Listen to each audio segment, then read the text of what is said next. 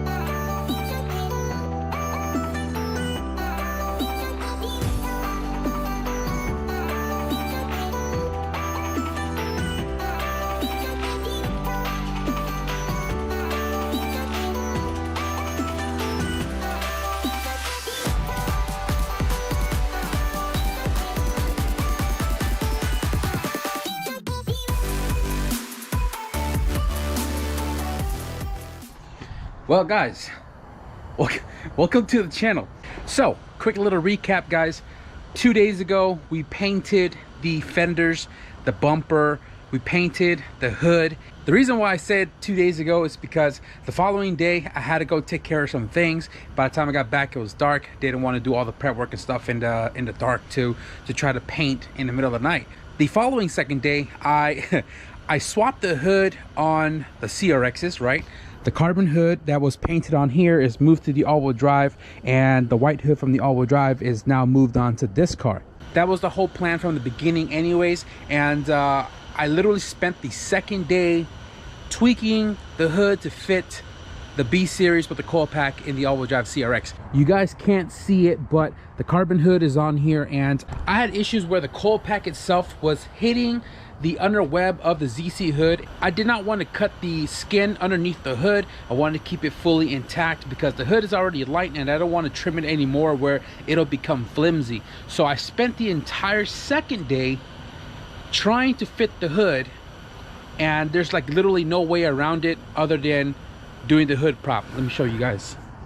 I hate this with a passion. You can see it's raised about 1 inch, and that is the only way for me to clear the coil pack with the B series in this car. You can hear how loud this thunk is because the coil pack is literally resting underneath that hood. The only way for me to get rid of that hood riser is to go back to a regular distributor with wires, and I think that's what I'm going to do, only because this car is not looking to make a ton of power once we boost it, and a wire distributor setup will make power perfectly fine. So I'm gonna have to run back to the storage, grab a distributor, get that onto the car, and get the hood to fit correctly without the risers. So here we are now today, already dark as usual, but we did get the paint and the clear coat laid on the car in the daytime. So right now it's pretty dried. I've been having the propane heater sit here for probably over an hour now, and it is literally dry to the touch, right? And obviously you don't want to touch your paint because you never want to run your hands after a fresh paint job. The clear is looking freaking amazing guys. The camera does not do it justice, and I am super stoked to see how this laid out. The the surface for some reason has a lot of lint. It's not from my sweater, I don't think. It's not facial hair. It's not a young static car if it doesn't have facial in the color code, right? JK. But I think because this thing is old and brittle, it started like flaking off a little bit of the material onto the paint ever so slightly. So slightly. If I decide I'm gonna cut and polish this, all of that will disappear. But I think the way this clear laid out, I'm not gonna have to do it other than the runs on the bumper. You can kind of see it right there. Not a big deal, but the beautiful part about base coat and clear coat, you can cut it down a lot if you laid a good amount of clear on it. I did 2 layers of clear coat on the trunk and the roof, and my layover was pretty close, 50% if not more on the layover. And I feel like even if I did a quick medium coat, I feel like because I did a more than 50% overlay, it laid down a lot of clear. So it's got 2 coats of clear on here, and it is looking freaking amazing guys, and I couldn't have been happier. I mean, I think I could be happier, but I'm super content with how this turned out. The new clear coat that I'm using, I'm loving it. I really am loving it. It's crazy, man. The white you can't really see on camera, but I can assure you in person this clear coat looks freaking amazing. Wasn't trying to make this a super long video, hence why I kind of threw it on the laps most of this video, and really was just trying to get the work done. And now that we have the roof and the trunk out of the way, there's only 2 sides of the car that we need to do left before this car is fully painted. We got the passenger side and the driver's side. I really need this car to go, and I want to plow through it guys, but I love sharing the progress with y'all, especially if you've watched it from the beginning. And I still need to actually put a playlist together of this car, but I will soon guys. Be sure to watch out for the playlist of this 89 CRX, which actually I read the comment section. There was one comment that really stuck out to me on what to call this car as far as the build series go. FR1 or FRI, I forgot your name, but he said to name this car Panda. Ponda because it's a Honda that continuously have a pond inside the car when it rains. So Ponda, La Ponda.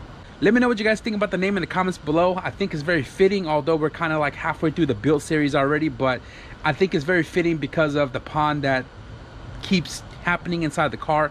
I didn't show in today's video. Today I also did a quick water test again, and I found out where the water is actually coming from, and it is sealed up. Crossing fingers that once this thing is all nice and dried up, I'll run water through it again. Hopefully it doesn't leak into the car anymore, but I definitely do know it's not coming from the hinge because I ran water on that for a cool minute on the hinge itself, and no water came into the car except the corner that you guys were saying under this molding. There was a hole there that kept letting water through, and it's sealed up now. Hopefully it doesn't leak again.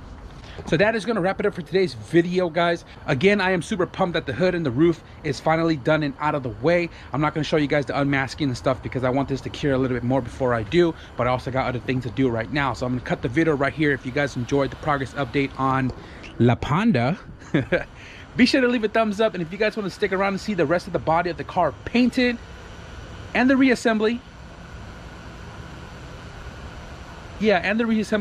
be sure to hit the subscribe button. But with that being said, thank you guys for watching, and I'll see you guys in the next video. Peace.